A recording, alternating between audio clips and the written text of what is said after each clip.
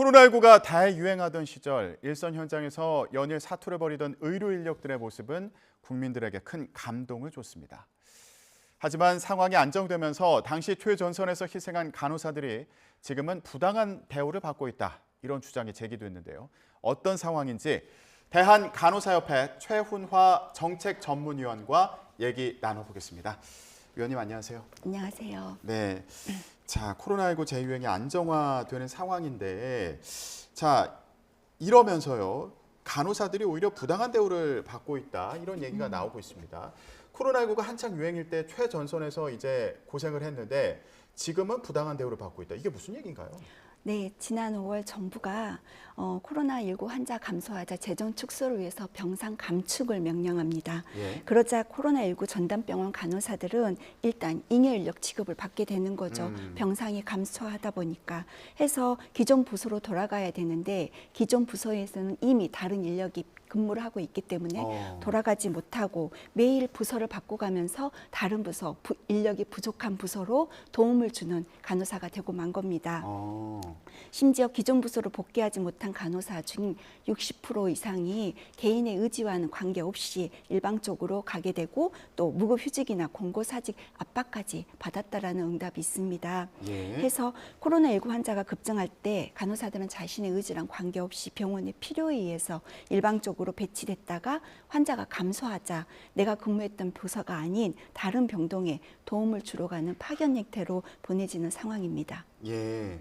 지금 온라인으로도 실태 조사를 하셨다고 들었는데 좀 더 구체적으로 알아볼까요? 어떤 상황입니까? 네, 대한간호협회가 지난 9월 코로나19 전담병원에서 환자 치료에 참여한 간호사를 대상으로 실태 조사를 시행했는데요. 예.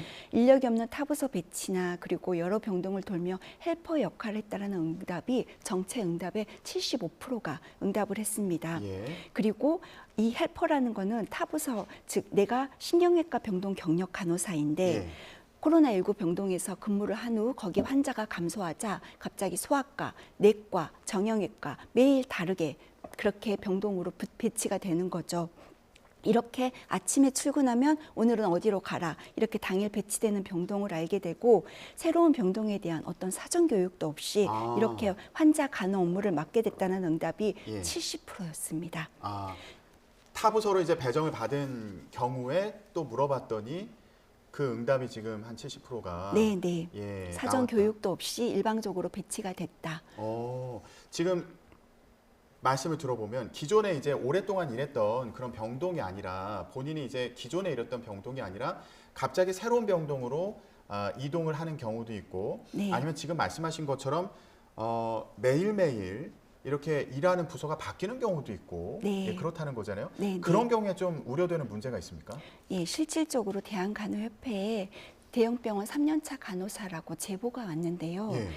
매일매일 새로운 부서에 가서 물건이 어디 있는지도 모르고 소아과 근무했던 간호사가 정형외과 가라면 환자의 특성이 완전히 다르기 때문에 접근하는 간호 방법도 다릅니다.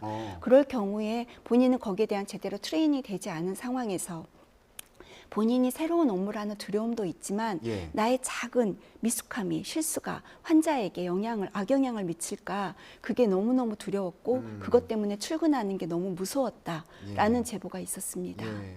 환자를 돌보는데 혹시라도 실수가 생기지 않을까, 환자 건강에 영향을 미치지 않을까 이런 점을 또 우려하는 경우가 생기는 거군요. 네, 맞습니다. 그런데 이게 그 코로나19 전담 병동에 배치된 간호사들이 그러니까 이전에 일하던 그 병원에서 파견을 가는 경우도 있었겠지만 신규 채용된 경우도 있었을 거 아니에요? 네네. 이런 분들은 어떻습니까? 어떤 상황일까요? 신규 채용된 같은 경우에는 일단 코로나 환자가 급증했을 때 병원에서는 대부분 신규를 경력직으로 아니 계약직으로 많이 채용을 합니다. 계약직으로 채용을 하고 환자가 감소하면 은근히 이제 무급휴가 아니면은 공고사직을 권유를 해서 결국 실질적으로 코로나19 환자 감소로 공고사직을 당한 간호사도 있다라는 민원이 있었습니다. 예. 자, 그런데 이런 인원 감축 상황이요. 지금이 처음이 아니라고 들었습니다. 2년 네. 전에도 있었다고 그러는데 그때는 무슨 일이 있었던 건가요? 실제적으로 2020년 저희가 1월에 코로나 환자가 갑자기 증가하고 4월에서 5월 사이에 잠시 환자가 감소를 했었습니다. 그 당시에 환자가 감소하자 병원에서 경영진 방침에 따라서 간호사 인원 감축 그리고 무급 휴직으로 고용을 위협한다라는 제보가 있어서 간호협회가 팩트체크를 했었습니다. 예. 그러자 실질적으로 간호사 2,490여 명 중 72%가 고용 관련해 부당처우를 경험을 했다라고 예. 이야기를 합니다. 예. 먼저 간호사를 대상으로 우선적으로 근무 조정을 시행을 하고요. 그리고 무급휴직 대상을 병원에서 임의로 정한 다음에 자진 신청서를 작성하도록 강요를 합니다. 그리고 근무 스케줄을 갑자기 오늘 나오지 마세요. 아침에 전화해서 응급 오프를 준다거나 아니면 휴업수당을 미지급을 한다거나 급기야는 공고 사직까지 하는 행태가 이루어졌습니다. 예. 해서 당시 협회가 그러한 문제점에 대해서 언론 보도하고 정부에 문제 제기를 하였지만 2년이 지금도 똑같은 상황이 현장에서 일어나고 있습니다. 예. 그러니까 코로나19가 심해졌을 때 채용 인원을 늘리고 그리고 좀 잠잠해지면 줄이고 이런 상황이 좀 반복되는 게 아닌가 이런 생각도 드는데 그러면 그 코로나19 전담병원으로 간호사들이 전환 배치되면 기존에 하던 업무는 또 신규 채용 인력을 통해서 운영을 했던 건가요? 네, 맞습니다. 아, 그런데 코로나19가 잠잠해지니까 지금 전담병동에 있던 간호사들이 다시 갈 수가 없는 거죠. 다시 갈 수가 없는 그런 그렇죠. 상황이거든요. 자, 이런 상황, 심지어 이제 무급휴직을 하라고 이렇게 얘기를 듣는 경우도 있다고 하고 좀 배신감을 느낀다거나 좀 절망감을 느낀다거나 왜냐하면은 매일 아침 출근해서 나의 업무를 새롭게 배정받는 그런 경우도 있다고 하셨잖아요. 네네. 이런 경우에 좀 좌절감을 느낄 것 같기도 하고요. 네네. 예, 어떤 얘기들이 있나요? 실제 현장 간호사가 했던 이야기인데요. 환자가 줄었다는 이유만으로 병원의 필요에 의해서 다른 병동으로 가서 일하라고 했다가 또 코로나19 병동에 환자가 입원을 하면 다시 코로나19 병동으로 오라고 했다가 이렇게 오라 가라 간호사들의 필요에 의해서 병원에서 할 때 간호사를 무슨 톱니바퀴 부품 취급하는 것 같은 느낌이다라고 실제 현장 간호사가 이야기를 했습니다. 예, 톱니바퀴의 부품 취급을 받는 네. 그런 심정이다. 예. 네. 자, 그러면요.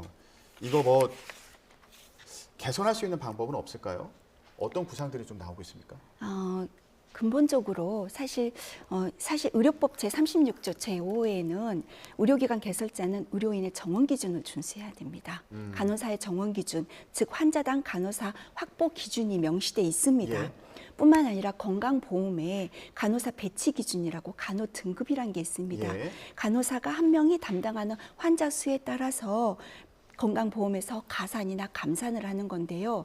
실질적으로 이게 코로나19 때만의 문제가 아니라 일상시에도 많은 병원에서 간호사 법정 정원 기준을 미준수한 기관이 최근 6년간 7,353개소입니다. 그런데 의료법에 따라 정부가 행정처분한 기관은 278개소에 불과합니다. 즉 과징금을 부과하려면 병원은 그 과징금을 내고 간호사 채용을 하지 않는 거죠. 뿐만 아니라 건강보험의 간호 등급의 6등급, 7등급은 가산입니다. 예. 감산입니다. 죄송합니다. 감산 대상인데 6등급, 7등급의 기관에서 평균적으로 간호사가 보는 환자 수가 25명에 해당이 됩니다. 예. 그랬을 때 이렇게 평상시에도 간호사 정원을 준수하지 않고 6등급, 7등급이 있던 병원에서 코로나19 환자가 급증을 하게 됐을 때 간호사를 급하게 계약직으로 채용을 하고 그리고 다시 코로나 환자가 감소를 하게 되면 그들을 다 내봅니다. 병원 밖으로. 사실 간호사의 즉 2019년 대한간호협회가 린다 에이큰이라고 펜실베니아의 간호대학 교수님을 초청을 했던 경우가 있습니다. 간호사의 확보는 환자의 사망률을 낮춘다. 확보를 한 만큼 사망률이 낮아진다. 요지는 제 생각에는 의료기관에서 이렇게 고질적인 간호사 문제가 비단 코로나뿐만 아니라 일상시에도 고질적인 간호사 부족 문제를 해결을 해야 되는데 최소한으로 의료법을 준수를 해야 되고요. 예. 그리고 정부의 이런 의료법 준수에 대한 정부 모니터링 시스템이 강화가 돼야 된다라고 저는 생각합니다. 예. 지금 간호사 인력이 기준에 못 미치는 곳들이 있으니까 이런 곳들에 대해서 준수하도록 네. 예, 점검을 해야 된다 이런 말씀이셨고요. 맞습니다. 간호 인력 확충이 필요한 상황이다. 그렇습니다. 예, 지금 내모는 게 아니라 필요한 상황이다. 지금 네. 기준에 못 미치는 곳이 많다. 이 그렇습니다. 부분에 대한 문제를 지적을 해주셨습니다. 사실 수년 동안 이어져 온 이 코로나19 사태를 잘 버틸 수 있었던 배경 가운데 하나가 이 간호사들의 희생이 있었기 때문이지 않나 이런 생각이 드는데 여론조사 결과를 또 봤더니 다시 코로나19가 유행하면 병동으로 돌아가겠다 이렇게 답한 간호사가 절반 이상이다 이런 얘기도 있었습니다. 지금 말씀하신 그런 제도적인 보완 방안들이 뒷받침이 돼야 되지 않을까. 그래야 안심하고 일할 수 있지 않을까 이런 생각이 들었습니다. 오늘 말씀 여기까지 듣겠습니다. 지금까지 대한간호사협회 최운화 정책전문위원이었습니다. 고맙습니다. 감사합니다.